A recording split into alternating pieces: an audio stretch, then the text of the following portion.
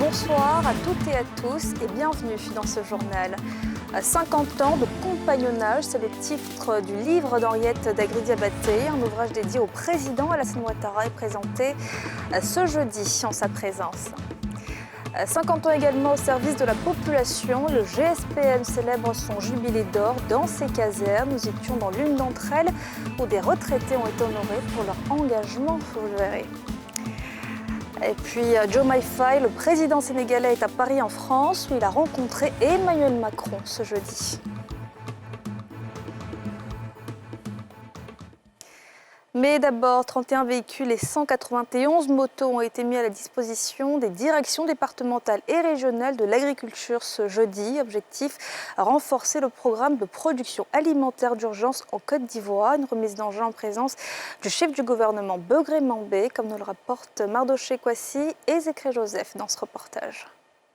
Le programme de production alimentaire d'urgence en Côte d'Ivoire, 2PAUCI, est la matérialisation de l'engagement du gouvernement ivoirien à assurer au pays la souveraineté alimentaire.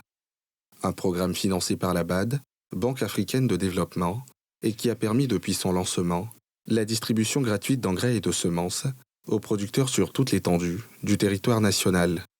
L'objectif de ce programme est d'amortir l'impact des chocs exogènes, notamment les effets négatifs de la crise de la Covid-19 et du conflit russo-ukrainien, et de renforcer la souveraineté alimentaire du pays. Son objectif spécifique est de réduire les importations de productions alimentaires de base à travers l'augmentation de la production de riz, de maïs et de manioc.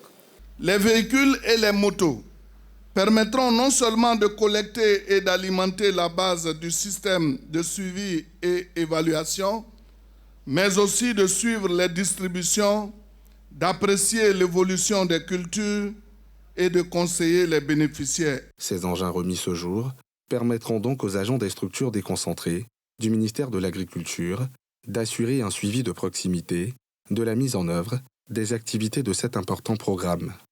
Le chef du gouvernement les a donc invités à la rigueur dans l'accomplissement de cette mission. Je vous exhorte donc, messieurs les directeurs régionaux et départementaux, à remplir pleinement la mission qui vous est confiée avec beaucoup de détermination et d'abnégation. Je voudrais vous rassurer que le président Alassane Ouattara ne ménagera aucun effort pour soutenir ces initiatives d'une importance capitale dans notre quête de la souveraineté alimentaire.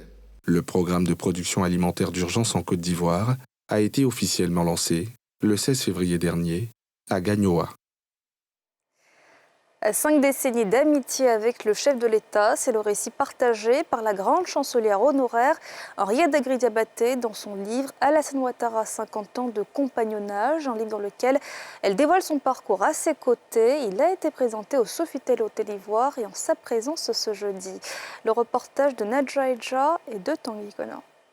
Vie, une histoire, un parcours politique et humain marqué à l'encre dans le livre Alassane Ouattara, 50 ans de compagnonnage.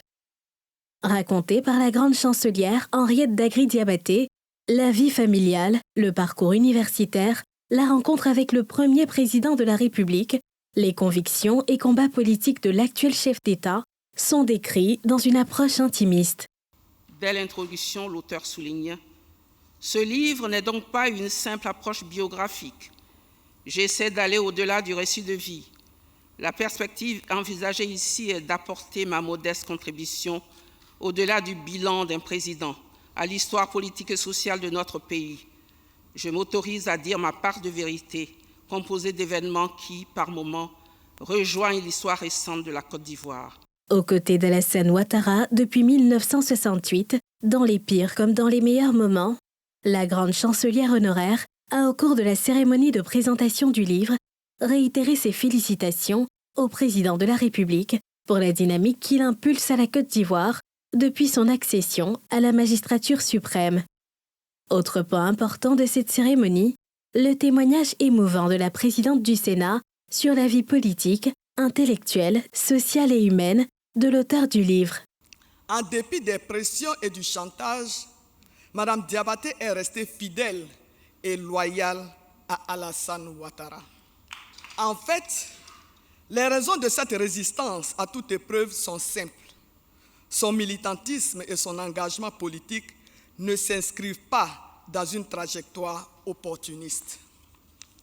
Elle s'est résolument engagée pour un pays démocratique, pour une cause plus juste et plus égalitaire, auprès de l'homme de vision et de conviction qu'est Alassane Ouattara.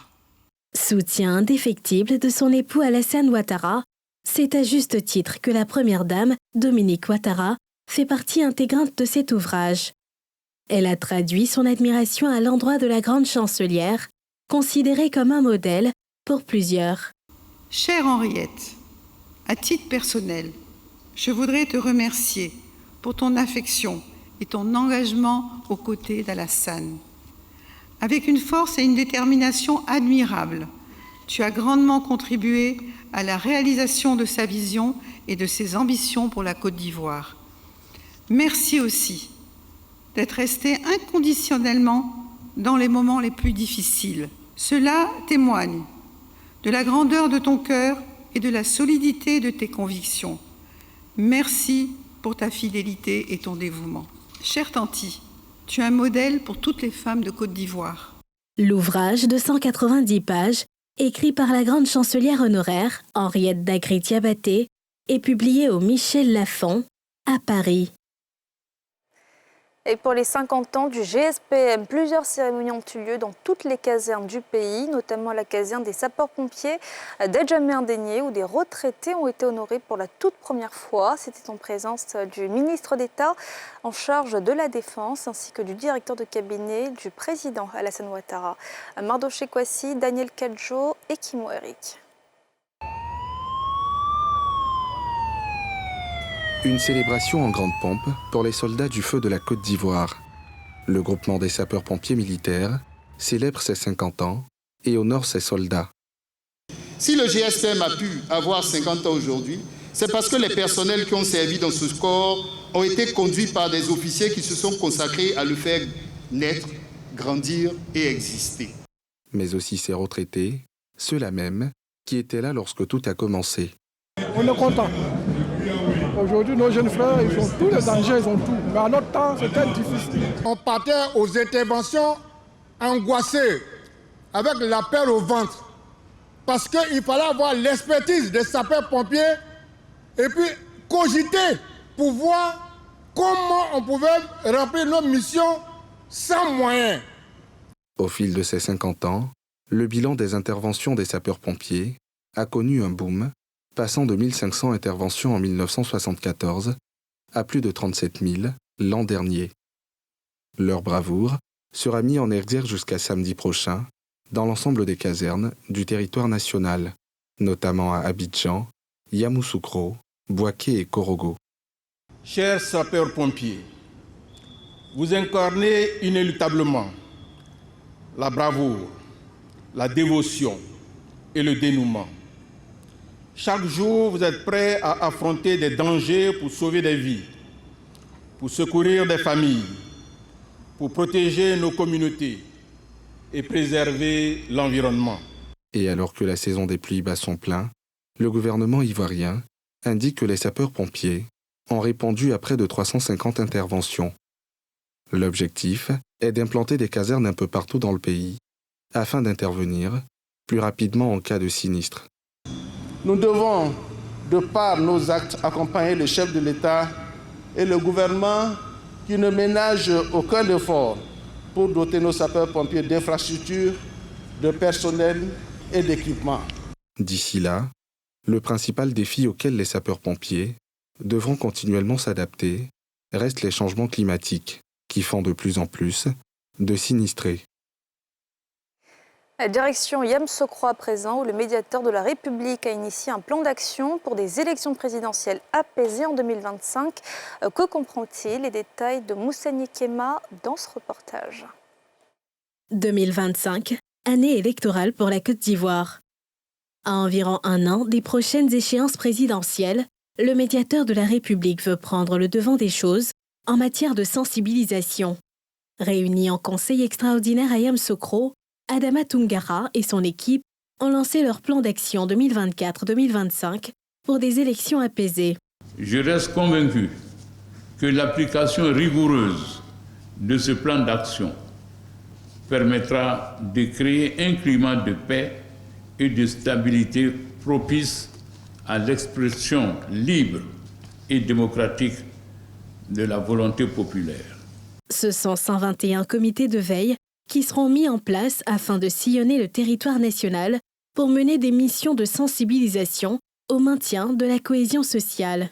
C'est vraiment d'aller auprès des populations, échanger avec ces populations-là, voir un peu quels sont les conflits qui sont latents pour ne pas que ces conflits-là dégénèrent pendant la période des élections. Mais sur le terrain, il s'agit de rassembler, de faire des rencontres, des formations déjà, avec la jeunesse, avec les femmes, avec toutes les composantes de la population. Dans son discours de lancement, Adama Toungara a évoqué plusieurs actions pour atteindre les résultats de ce plan d'action, dont la mise en place d'un cadre de concertation avec les acteurs impliqués. La dénomination « le médiateur de la République » évoque à la fois l'institution de médiation et la personne de son président, dont l'une des missions est le renforcement de la cohésion nationale. Les participants du programme Bloomberg Media Initiative Africain ont reçu leur certification ce jeudi. Après 7 mois de formation au journalisme financier, ils ont pu renforcer leur capacité en analyse de données financières, selon les initiateurs, comme nous le montrent Moussa Nikema, Kassim Diabaté, Fulgence Kissédou, dans ce reportage.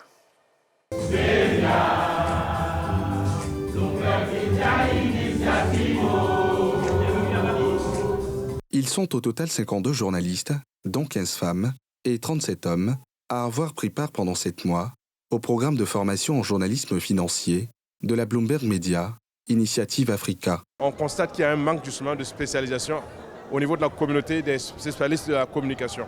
Et donc ce programme vise justement à pouvoir combler ces lacunes. Et pour ce faire, nous mettons en partenariat 2 institutions.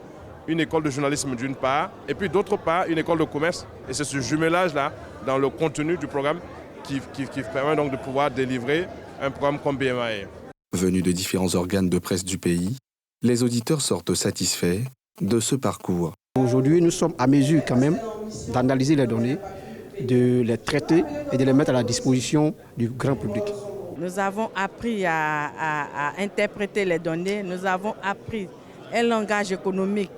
Aujourd'hui, nous pouvons proposer dans nos rédactions des sujets liés à la finance, liés à l'économie, liés à la bourse. Après quelques conseils des devanciers, ce fut au tour du ministère de tutelle d'exhorter les participants à faire bon usage de la formation reçue. Je souhaite que cette spécialisation vous permette d'avoir dorénavant un regard beaucoup plus avisé sur les sujets liés à l'analyse de l'environnement économique de nos pays et des marchés financiers. Vos analyses doivent donc être fiables et justes. Financé par Bloomberg Philanthropies, le programme de formation au journalisme financier est une initiative de Bloomberg Media Initiative Africa, développée pour augmenter le vivier de journalistes et d'analystes financiers qualifiés qui adoptent une culture journalistique axée sur les données à travers l'Afrique. Du sport à présent avec le Benfica Lisbonne qui, dans sa vision de former de jeunes talents du football, s'implante dans le pays grâce à un partenariat avec le gouvernement pour lancer une académie de formation de jeunes footballeurs. Ladji Kassim Diabaté, Moussa Nikema et Cheikh Bleu. Dans le souci de renforcer le dispositif de formation des acteurs du football, notamment les jeunes footballeurs et les encadreurs, le gouvernement ivoirien a signé un partenariat avec le club portugais de football Benfica Lisbonne. Le lancement officiel du projet a eu lieu mercredi en présence du ministre délégué chargé des sports. Plus qu'un projet purement sportif, il s'agit de contribuer à l'éducation des jeunes en s'appuyant sur les valeurs qu'incarne le sport. Cette initiative permet également d'accroître l'employabilité des jeunes en les initiant à différents métiers du sport, de sorte à faciliter plus tard l'insertion des pensionnaires dans le tissu socio-professionnel, soit en qualité de footballeur professionnel, soit en qualité d'agent de joueur, soit en tant qu'arbitre ou bien exerçant d'autres métiers. Chaque année, ce sont 132 pensionnaires âgés de 14 à 20 ans qui seront sélectionnés pour bénéficier de cette formation. Nous allons commencer la détection dans les 12 régions et cette détection va contribuer à un plus-value à la nation ivoirienne. Le projet prévoit également la réorientation des pensionnaires non retenus vers des métiers alternatifs liés au football, à en croire les responsables de ce projet. La Côte d'Ivoire est à ce jour le premier pays où le club portugais a établi une académie en dehors de l'Europe. C'était donc le Benfica à Lisbonne qui s'installe donc en Côte d'Ivoire et à l'étranger depuis qu'il est président. C'est la première fois que le président sénégalais Diomaye Faye se déplace à Paris, invité dans le cadre du Forum mondial sur la souveraineté et l'innovation vaccinale. Il a rencontré son homologue français Emmanuel Macron à l'Élysée ce jeudi. Les détails de Moussa Nikema. Pour son premier déplacement hors du continent, Bassirou Diomaye Faye a choisi Paris.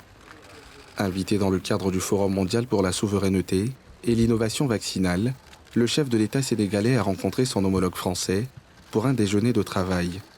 Selon les observateurs, ce premier échange entre les deux chefs d'État devrait porter sur les échanges commerciaux ou encore la présence de l'armée française, de plus en plus décriée au Sénégal. Dans un communiqué conjoint, les deux dirigeants ont défendu un respect mutuel, un partenariat équilibré au service des intérêts réciproques des deux peuples, unis par des valeurs démocratiques partagées, par un lien humain et une relation d'amitié. Initié par l'Alliance pour le vaccin et l'Union africaine, ce forum voit également la participation de plusieurs chefs d'États africains. Et voilà, c'est la fin de ce journal. Merci de l'avoir suivi. Excellente suite de programmes sur la nouvelle chaîne ivoirienne.